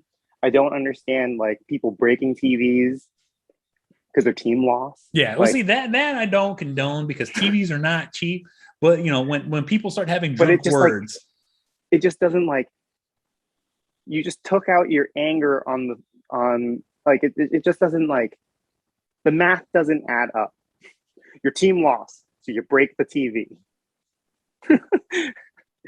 It's the same thing with like dudes who get upset at video games. You lost. You break the controller. Was it really worth it? you know? Exactly. And then like, do you need a timeout, bro? So you can think about like, you don't know this person. You don't know any member of this team, but you think you're on the team and you're getting upset. Don't understand that. Yeah. You like I said, I grew up in it. So I've not just grown up in it, but like I've been involved in it for so long, like ingrained. Like I'd go to the games when I was a kid, and just seeing the mentality of everybody there, it's definitely an emotional sweep that takes you. Yeah. And like I said, it just sometimes you just can't control it. You know what I'm saying? And when I mean can't control dude, it, all of us totally are fucking drinking like a fucking maniac when we're there. You know what I'm saying? If you go to the Raider game, bro, it's on, like, people will just pass you fucking beers. They're like, here's a tri-tip sandwich and a beer, and then literally send you on your fucking way. You know what I'm saying? That's like how, like they just literally they make you feel so good, and then all of a sudden something trips you, and then next thing you know, you're rolling with everybody because everybody's your friend in there. You know what I'm saying?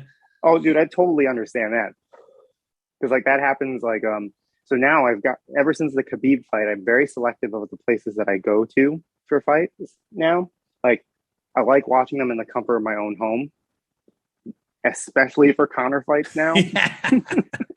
Because like the one thing that like Conor brings for sure is the casual fans. Yeah. And I think the casual fans are the ones who are more likely to not have their shit together. Yeah. And you know, but like for the Tyson Fury fight, I made it was a very important thing for me to go to a pro Tyson fight. Yeah. Just to be safe. Yeah. And it even got to a point like everyone was having a good time. People were buying people drinks. I think I dropped like almost $400 at the bar. Easily. Yeah. And but it, like, I'm not one that normally yells, right? But I'm a very, very big Tyson Fury fan. Like I think I became a fan of his when I stumbled on his Klitschko fight. Oh yeah, like, this guy's fucking awesome. Yeah, that was a good one. Because I've watched Klitschko before, and I'm like, Klitschko didn't even like, it doesn't know what to do. Yeah. This fucking guy doesn't know what to do. Yeah, he can move. And he can move for that big. Yeah, and I was just like, this is fucking amazing. This guy is amazing. And so I followed. Like, well, that's the thing that probably made me a bigger Tyson Fury fan, because like after the Klitschko fight where he won the belt, he fell off and you know, went down the whole like downward spiral. And when he came back, you know, lost all that weight. I was like, dude, this guy's fucking amazing. Like, just as a person is amazing. So then I watched all his other fights. The talk about Deontay Wilder started coming up, and that's what really solidified me as a fan. And obviously everyone knows about the 12th round knockdown, and they got back up, and I was like, holy like the shit, fucking Undertaker. Yeah. But dude, I was at that bar for Tyson and Wilder 3. I was fucking screaming at the TV. I lost my voice. I was screaming at the TV. Dude, I was saying some ridiculous shit. Like, I wasn't even thinking about the shit I was saying. I was like yelling at the TV, yelling at Wilder, saying, "This is why you don't skip leg day, you bum." I was just like, dude, I was going nuts. That like hardcore English fans, like, this was an English bar, Irish bar. English fans were coming up to me, you know, telling me to calm down. That's how you know you're having a good time. I guess too good of a good time. That's what I like to hear. You know what I'm saying? Like I said, I've always been big into sport. Like one of the things too is like I want to say the last few years, I wouldn't watch baseball. I'd only do updates, and same thing with football, because when I'm watching the Raiders play, I'm in my own house screaming. You know what I'm saying? I'll be by myself in the front room, pacing up and down, like, what the fuck? You know, I'm doing my own commentation. And like my kids usually leave, they know the trick. They leave the room, and then just recently, they're like, it's football. Dad's watching TV. Either I'm staying upstairs or I'm going somewhere, and I don't bother them because they don't want to hear me. And so my wife, you know, she just barely started seeing me watch football, and I'm sitting there like clapping, going back and forth, screaming at the TV, on my knees, behind the couch, standing up, sitting down, and I'm like all into the what's going on. And I'm like, they're not calling the plays. And it's just so I had to stop that for a while because I was pumping myself up so much at the house. Like when my youngest son was a baby, I'm talking about Adrian, he was like only maybe like 4 or 5 months. I'm watching the Raiders play at the house, got him in my hand like this, just watching while I'm watching football, and I'm screaming at the football. And his mom was like, "Do not spike my son." And I'm like, "What do you mean?" I'm like this with him in my hand. You know what I'm saying? Because we're winning. And she was like, "I'll just take him." And then, you know what I'm saying? I was going to spike this baby because we was winning football. It happens. It does. Like, normally, like, my wife and I, we try and plan to have, like, we've always planned to have like UFC watching parties. I don't think that's going to happen for a while. Oh yeah. Because like when guys get drunk, I've been slowly introducing one of my good friends. He's a professor. He's a scientist. Oh shit. Who is very not into conflict, but he's slowly getting into it, right? So I showed him. He watched the Conor versus Poirier 2 fight with us, and I brought him to the Tyson Fury fight, and he fucking loved it. But now, so like when we go out and have drinks, he gets curious and like he's like, "So that choke that they do from like the back, like does that thing work?" And I'm like, "Oh, the rear naked choke? Yeah, it works." So one time we were at a bar, you know, I think we're the same height, so you know, I showed him how it's done, and so I put my arm here, you know, put my hand on the bicep and went like this. And he's like, "I don't feel anything." And then I started leaning back, and like while I was leaning back, you know, I started putting pressure on his neck, and like you could tell that he was like trying not to say like, that this is bad. You gotta let it go. But you know, and I did it to my girl, my sister's boyfriend, because he didn't think it works either. And I'm like, this isn't WWE. Like these things work. You go to sleep. These are technical moves. Yeah. It actually, you know, I've been slept a couple of times, and it's really not that bad. It just feels like you took an Ambien. Exactly. Yeah. I'd rather go to sleep than get knocked out. For real. You know what I'm saying? I'd rather not get a concussion. You know, it's just so fucking crazy. It's like, but the thing is I do the same thing. One of my good friends, he just moved to Colorado. And I was watching the fight last week, and usually it's him and my brother. And, you know, and I always over barbecue. I fucking smoke a whole bunch of food. We watch the fights. We have a good fucking time.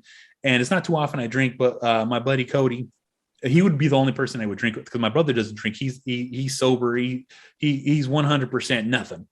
And my buddy Cody, he'd be like, "Oh, come over." So I vodkas and cranberries. And next thing you know, I'm fucking plastered. And I'm like, "God damn it, only with you." And I'm all fucked up. And then, you know, that's how he usually has a good ass fucking time. You know what I'm saying? All the dogs running around. Yeah. See, like, that's the thing is like when I'm with this one friend, we get very, very drunk, and we just do guy shit. And he asked me what my favorite move was or is. And I told him it's the John Jones spinning back elbow. Oh, yeah. You know, the one where John basically like, he'll feint left, and then he steps in and then does the, you know, spins the elbow. And bro, so we definitely had way too many beers and shots that night. And I actually I did the spin, but I thought that like the distance was good because like he was like, when I did the feint, it didn't seem like I was that close to him. So I spun, and he has a really big beard too. My elbow grazed his beard because I stepped into it really hard, and I almost caught him like right on the butt, and I freaked myself out. I was like, "Oh shit, that's it. No more MMA. No more MMA. No more alcohol. Talk to me about science. I'm done. Not no more alcohol. Just don't talk to me about like, you know, you don't need to know my moves. Cage fighting. You know what I'm saying? That's definitely how it goes. Terry,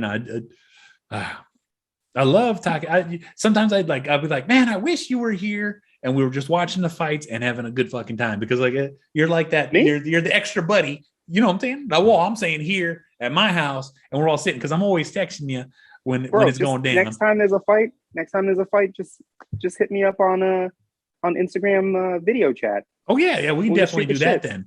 You know what I'm saying? Maybe we'll do a couple of fights this tomorrow and test it out. Tomorrow is a no-go. Oh, no fights?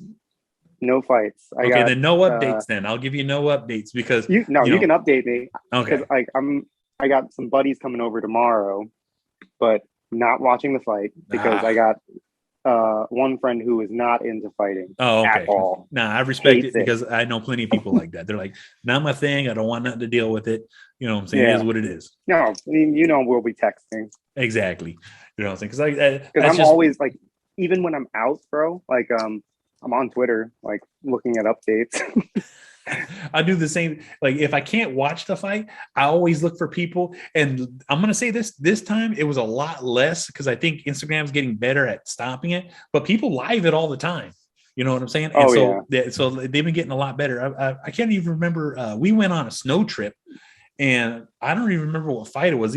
I think he was the Conor fight last year during December. Or I don't know. I can't remember. I think it was a Conor fight. Yeah, and we went to the snow, and so like they didn't have anything for me to purchase a pay-per-view because it's just a TV and a DVD player, no cable, no nothing. I'm like, because it was at Airbnb, and but you have your phone. Well, that's what I did. It's like I literally went on my phone, and and I didn't want to pay for the whole pay-per-view. I just wanted to see the Conor. So someone literally live the whole Conor fight. So I'm like, yeah.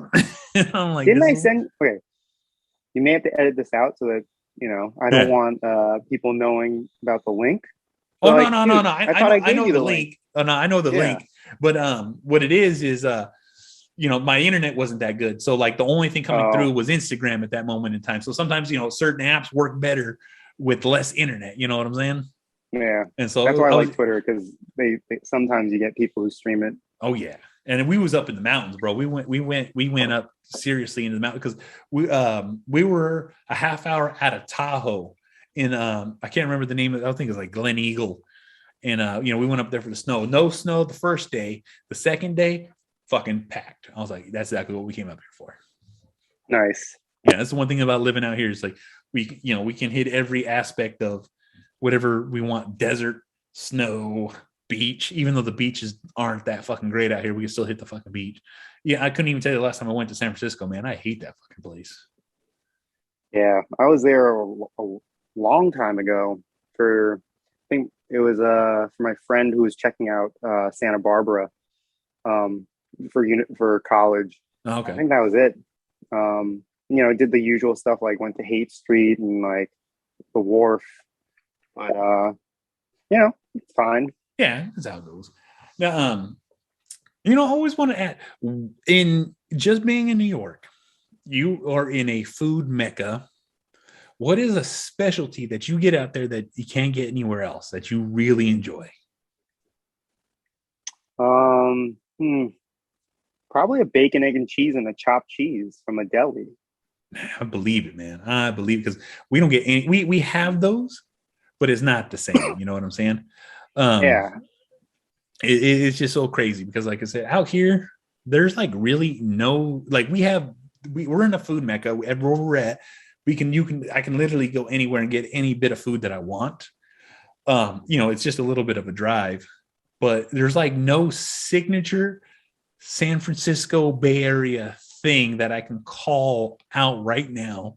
And so I'm going to do a little bit of research to actually see if there's like a staple, because everyone says In-N-Out. So if you have to do research, then it's not official. Yeah, that's what I'm saying. It's like there's nothing I can say where I can be like Chicago's got its pizza. Yeah. Not because it's good, not because it's deep good. Dish. That's it.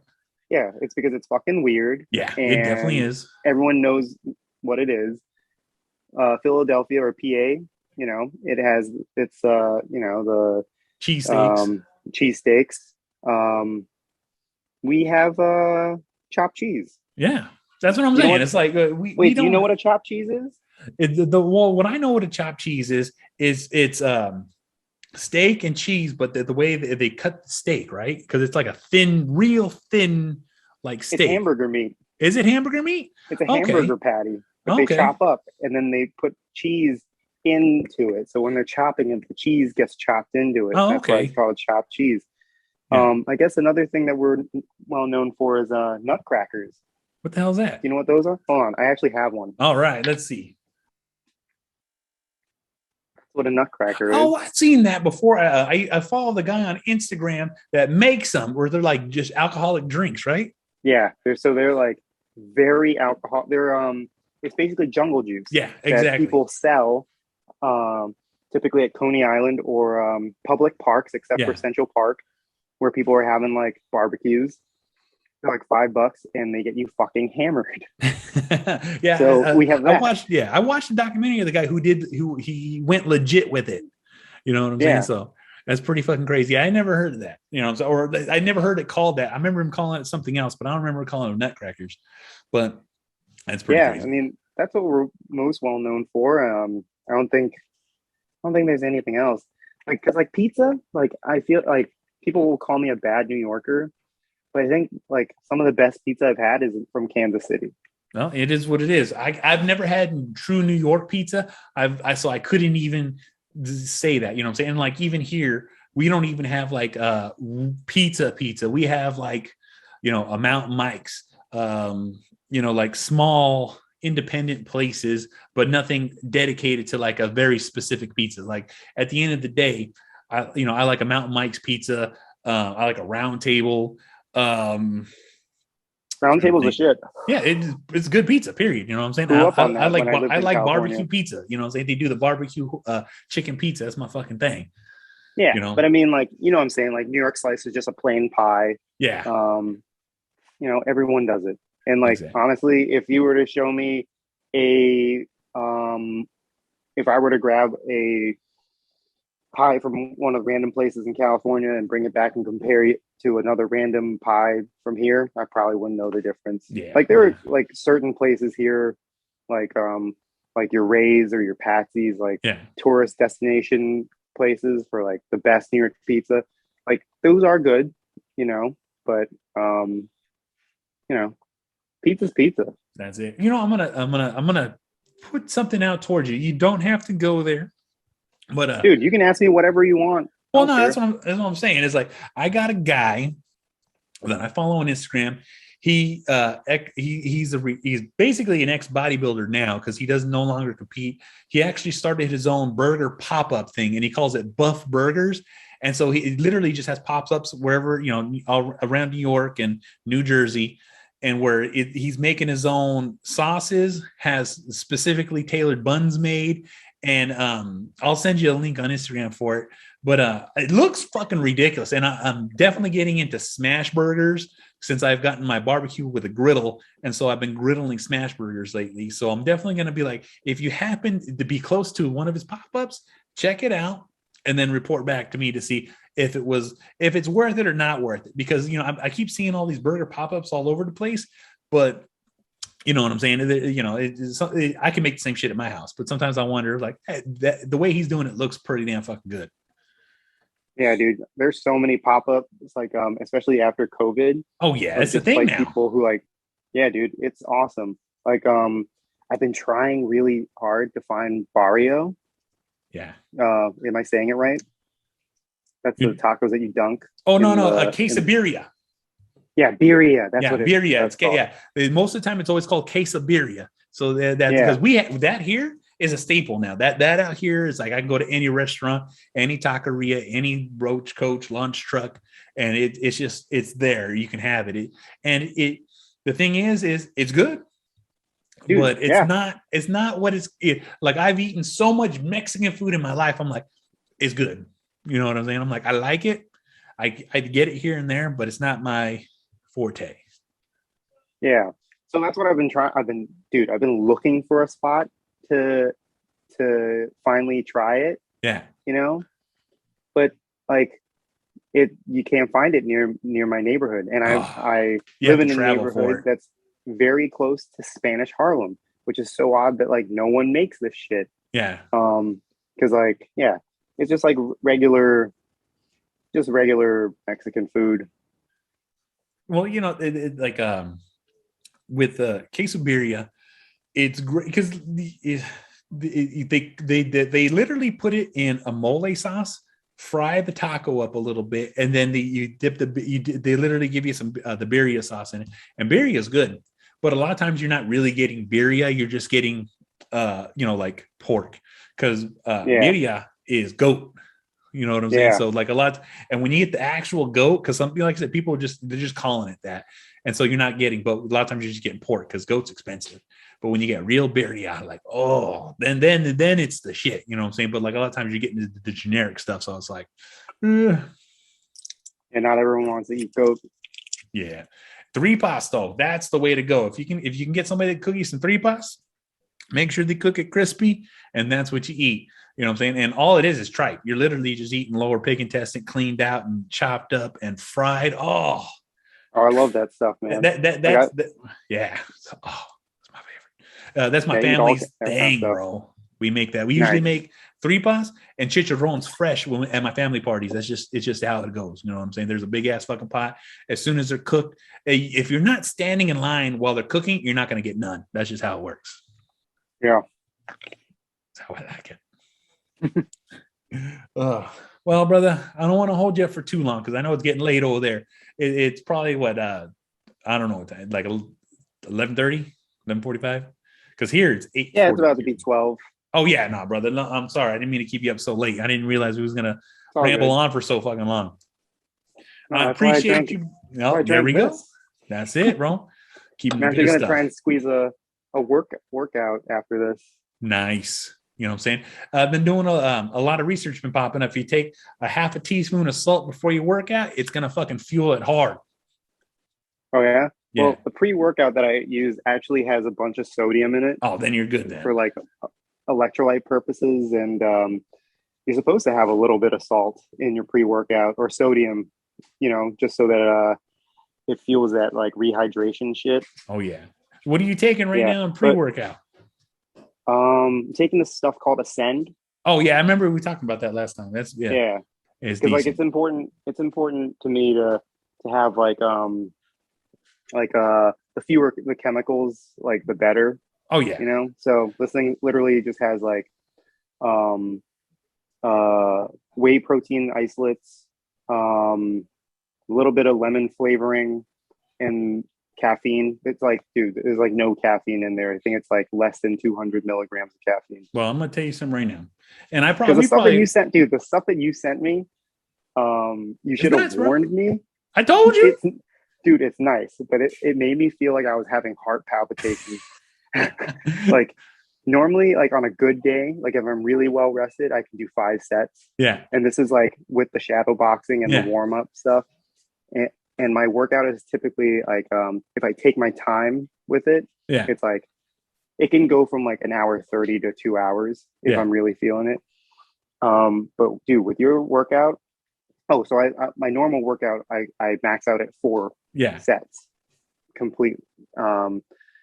But when I was on the Blackstone Lab stuff, I went to like past 5 and still felt fine. I didn't mix any of the I did actually mix. I mixed I did the pre-workout and then I forgot the thermo one for the sweat. Oh yeah, the Paraburn, or was the Viper? I think no, it was the Viper. Okay, yeah, so that's extra good, bro. You just threw gas on fire. That's what you did. I didn't try the dick pills because that shit scared me. It's good stuff though, bro. It's good stuff. Maybe one day when my wife's not home, I'll try it out. But dude, that shit was very scary. And like the animal one is also like started freaking me out a little bit too. Oh, that's good stuff. Funny thing, dude, that stuff. So when I first started working out, right? Yeah. In November 2020, and you recommended the animal, and I did that. So my regular sets were 5 sets. Yeah. And then I stopped, and the animal ran out, and I didn't do any pre-workouts. I just did some a cup of coffee, workout. I couldn't get to the 5 sets. Like it was difficult to get to the 5 sets, and that's when I was like, "This is not good," because this means that it's on the level. It has to be on the level of PED. Oh yeah, it's very fine border, bro. There's very fine border. Did I ever send you those the red pills? It came in a pack Dude, of red you pills. sent me a whole pharmacy. Well, I know I did, but I get all this shit for free, bro. So I know. My wife was like, "What is in that Ziploc bag?" I wrote on it.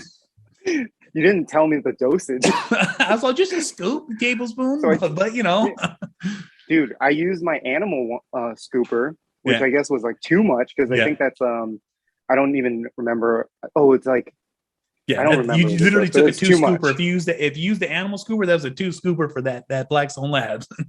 Yeah, but now I'm like now my workout routine is like it's like very chill.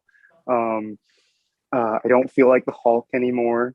And but I also like my weights are also higher up in weight Yeah, because I'm doing like medium weight with like high reps yeah, or like quality reps. So I'm like really slowly curling that shit. But yeah, it's been good. And protein, like the protein afterwards, like I literally just do oat milk with some chocolate sauce. that's the way to do it. You know what you can do is if you take Costco egg whites, and if you read on the side, they're drinkable. So you can literally just pour egg whites and that chocolate syrup in there, and you got chocolate milk. Yeah, that's what you do. That's exactly what I do. But like because like my like I don't want to overdo the protein, right? Because Yeah. like every day I eat overnight oats. Yeah. So like every day I'm even if it's a recovery day, I'm like getting like 20 to 30 grams of protein just from the overnight oats. And then on workout days I do the Costco protein bars, which is like 26 grams. So that's already 50 plus whatever I'm eating for dinner, which is normally lean meats and but on weekends normally I just do 4 eggs as my like post workout routine. I'm trying to get abs, bro. I'm trying to do the calorie deficit thing and trying to get abs. It takes time. In my life. It takes time. Abs are made in the kitchen. That's why it's always said. You know what I'm saying? It's like once you figure out that good the good mix of of carbohydrates, fats, and protein, and you get it down just right, they fucking pop right the fuck up. You know what I'm saying? But I was gonna recommend you, and like I said, I don't know if I told you about it before, but if the animal and the Blackstone Labs are way too strong, Universal is owned.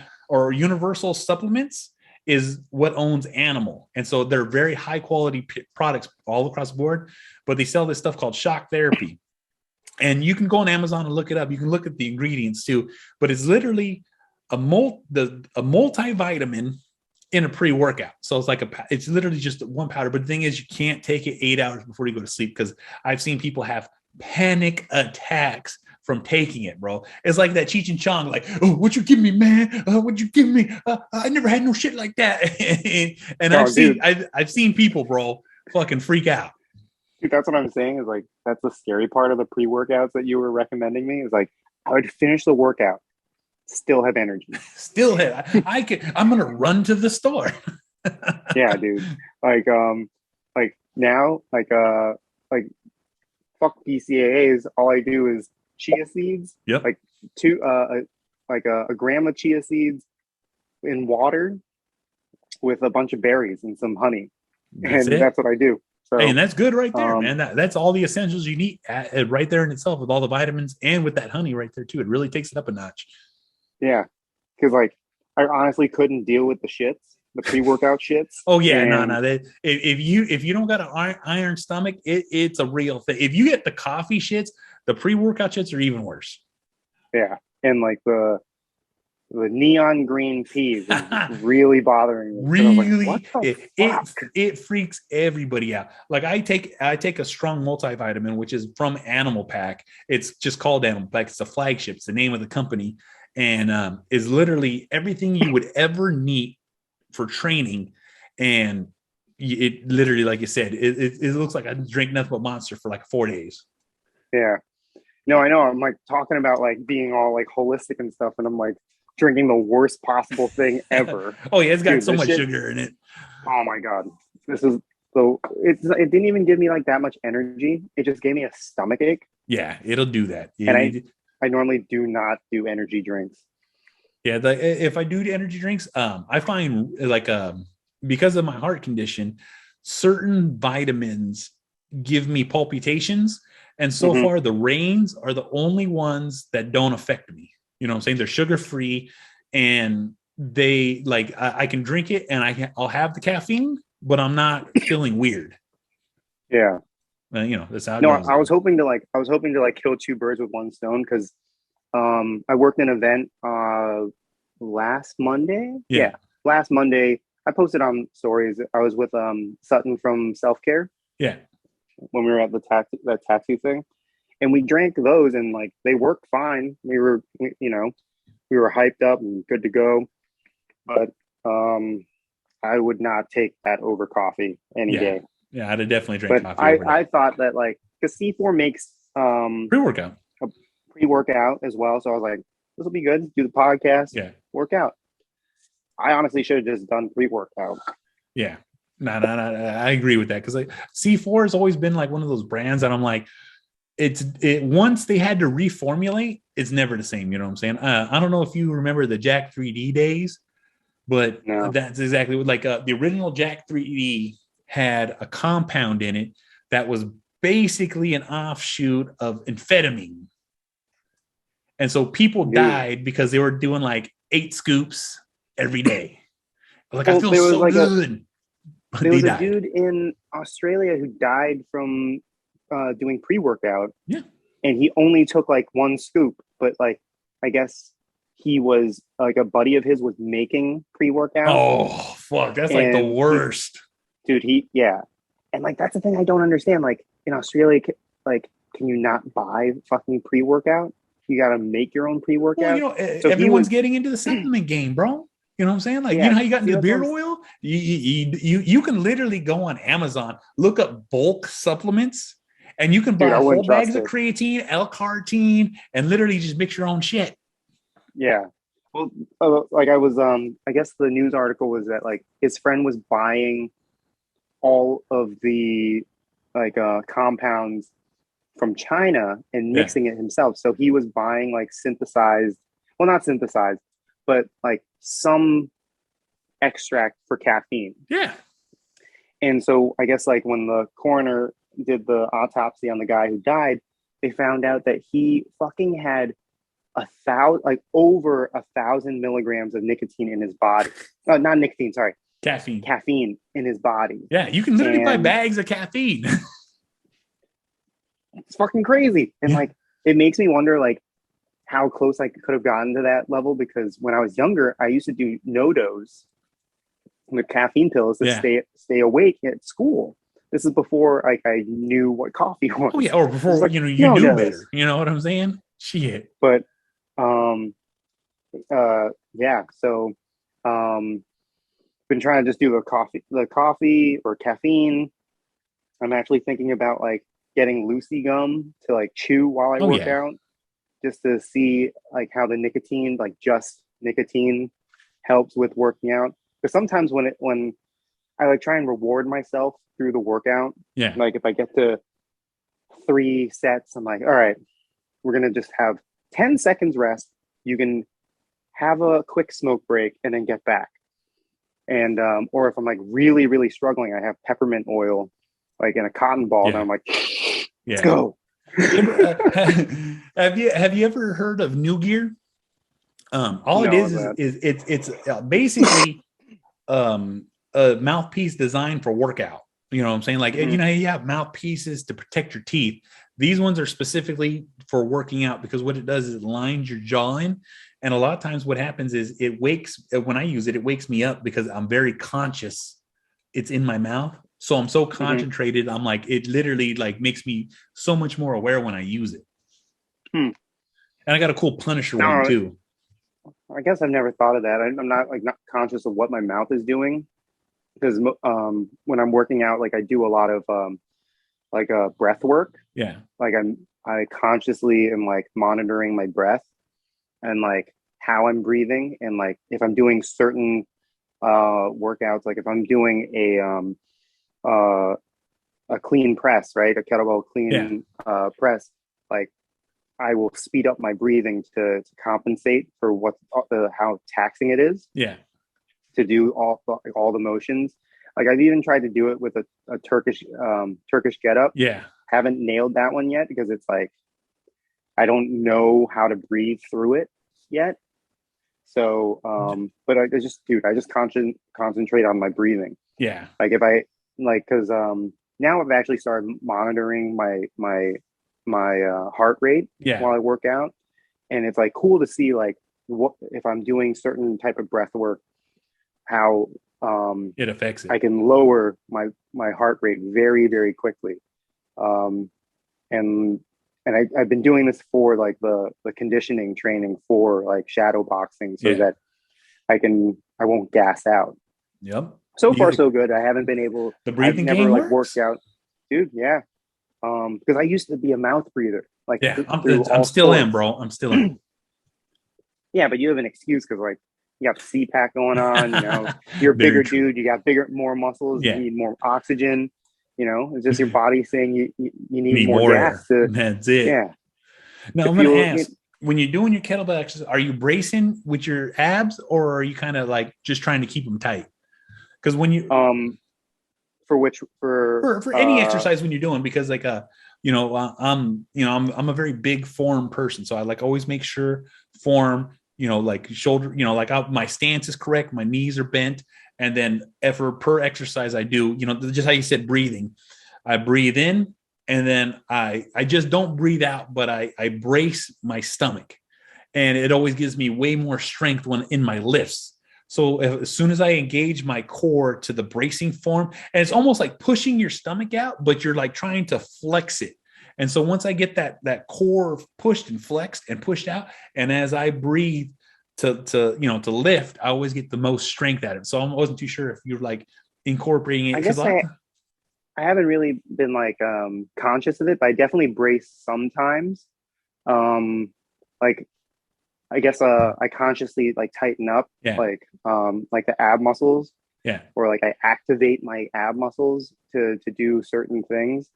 But most of it is like all like hip hinging. Yeah. Like with the swing and like with the clean press and stuff like that. Kettlebell cleans, I mean. Yeah, most of them are just hip hinges, and I think because all that stuff is like compound motions. Yeah. And that's what I like about the kettlebell stuff is I don't have to think about it because my body has to do these certain things in order to do the motion. Yeah. So like I'm not consciously tightening up my abs. They're just doing that in order to sustain the weight, which is like the best part. And that's one of the things why I bring it up, because like how you're talking about how you want abs, you can literally, once you train your body to brace like that, because you do it naturally, sometimes your body just slacks on not doing it, but once you start concentrating on doing it, you literally start doing ab workouts while you're working out, and so it literally starts building and forming those abs when you start at least for a month. It took me a while. Once I figured out how to brace my stomach per every lift for all the different lifts I would do, whether it was rowing, benching, squatting, whatever. Once I engaged that and it became secondhand, that's when I always noticed my abs were more predominantly growing. And I wouldn't even be doing sit-ups or like any kind of ab exercises because it would just naturally, the flexing of them themselves under the load would just make them grow. Yeah. No, I mean, I've definitely seen progress, but like it's like slow progress in the ab department because like one of the biggest milestones is like now I can actually feel my hips, which is nice. Yeah.